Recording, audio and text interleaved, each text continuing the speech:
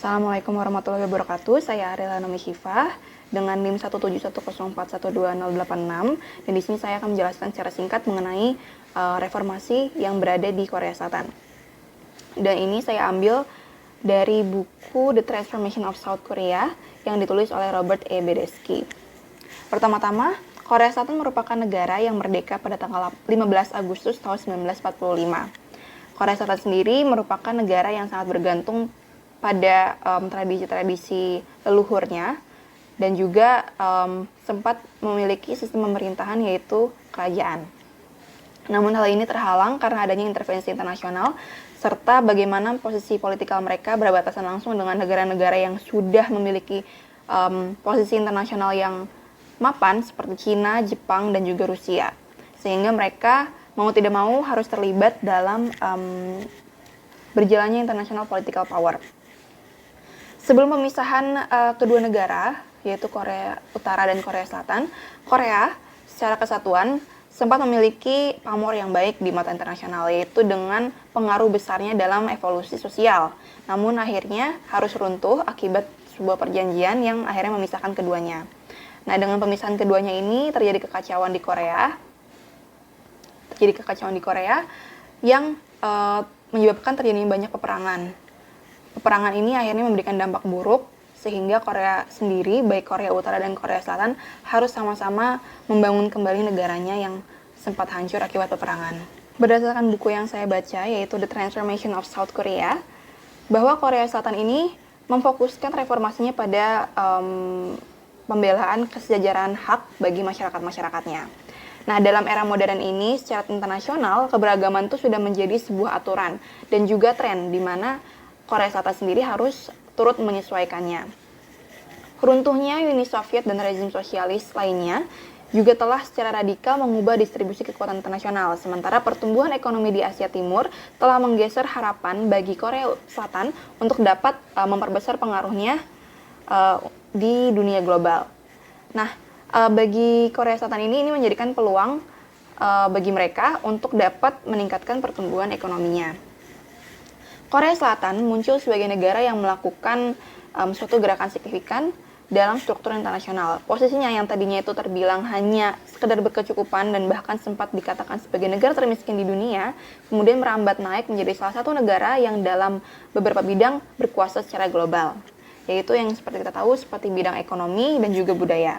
Nah, pertumbuhan ekonomi yang sangat cepat ini diikuti dengan keberhasilan dalam bergerak ke arah negara demokrasi, menimbulkan beberapa pernyataan yang memuji dan juga bahkan menentang. Nah, yang menentang itu merupakan berasal dari kaum-kaum yang membela kekuasaan, yaitu cebol-cebol tersebut dan juga pejabat-pejabat tinggi yang menyebabkan sempat terjadinya kekacauan juga. Nah, Korea adalah sebuah kelompok masyarakat yang telah mengalami penindasan kolonial selama lebih dari sepertiga abad. Dan dua bagiannya dibentuk oleh pembagian semenanjung Korea Selatan dan Korea Utara. Nah, Korea Selatan praktis dihancurkan dalam perang semenanjung tersebut dan terancam oleh pecahnya perang yang terus-menerus terjadi. Nah, terlepas dari hambatan tersebut, Korea Selatan telah membangun ekonomi industri yang dinamis, yaitu pada masa pemerintahan Park Chung-hee. Dan juga mereka bergerak menuju demokrasi yang lebih maju pada tahun 1980-an. Nah, faktor-faktor kunci dari revolusi yang terjadi di Korea Selatan ini antara lain adalah dengan populasi yang berbakat dan kreatif. Hal ini mampu memanfaatkan ikatan solidaritas keluarga dan peristiwa historis tentang identitas nasional yang unik dengan prestasi besar yang berada di masa lalu dan juga di masa sekarang yang kemudian menjadi inspirasi mereka. Yang kedua adalah keberuntungan keberpihakan yang relatif baik dengan Amerika Serikat. Nah, Amerika Serikat ini seperti yang kita tahu di antara Korea Utara dan Korea Selatan, mereka lebih berpihak pada Korea Selatan. Perlindungan Amerika Serikat juga telah meningkatkan kelangsungan hidup bagi Republik Korea dengan memperkuat perisai pertahanannya dari serangan-serangan yang mungkin saja terjadi yang berasal dari Korea Utara. Nah, efek bersihnya adalah menjaga keamanan Korea, terutama Korea Selatan, dari serangan Korea Utara dan juga sekutunya. Lalu juga ada Pan-Pacific Pax Americana, juga memungkinkan Korea Selatan mempertahankan otonominya berhadapan dengan bekas penjajahannya, yaitu Jepang. Lalu yang ketiga adalah kepemimpinan yang kuat. Telah secara paksa membangun dan memelihara kedaulatan Korea Selatan dan memandu pembangunan ekonomi negara itu.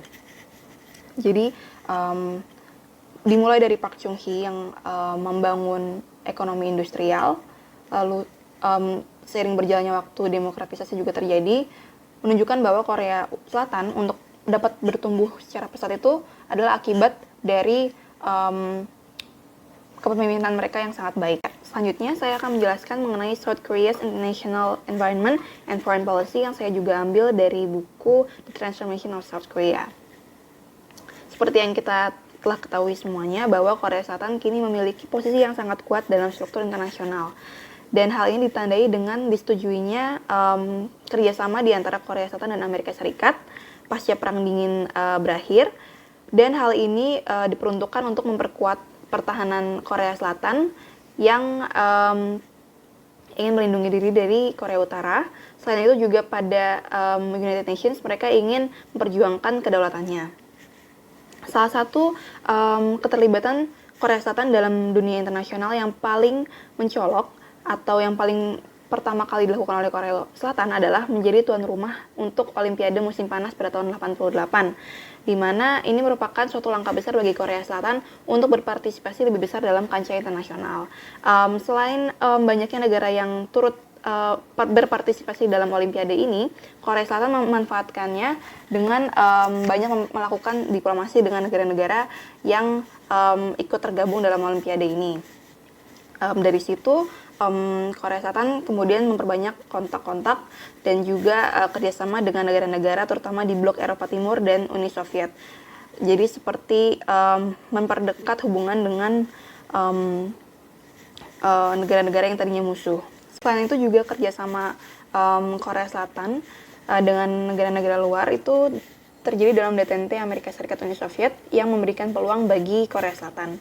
Nah, dengan pembelotan negara-negara Eropa Timur dari dominasi Soviet, sebagian besar menjalin hubungan diplomatik dengan Korea Selatan. Dan sebagian dari negara-negara tersebut dengan Korea Selatan telah membuat perjanjian untuk melakukan investasi dan juga bantuan ekonomi. Mereka juga bekerja sama dengan Cina, yaitu untuk bekerja sama dalam hal perdagangan, agama, budaya, serta politik, mengingat betapa berpengaruhnya pula posisi Cina di Asia Timur. Selain itu juga kerjasamanya dengan Jepang, itu dalam bidang ekonomi dan juga bantuan luar negeri. Sekian penjelasan saya mengenai reformasi di Korea Selatan. Assalamualaikum warahmatullahi wabarakatuh.